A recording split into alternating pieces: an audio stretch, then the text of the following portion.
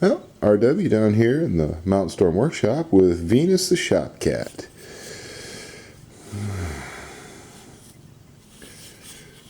Been working on some maple grips. This is the first one. Came up pretty much like I wanted. Just held on temporarily to the frame with some screws. These aren't the screws that's going to go on it, obviously. But I just wanted to show you the profile. Yes, Fifi. Stop Fifi cats. You pestiferous cat. But yeah, fits the hand real nice. Obviously right-handed. Oh my gosh. So, yeah, just a super short video just to show this.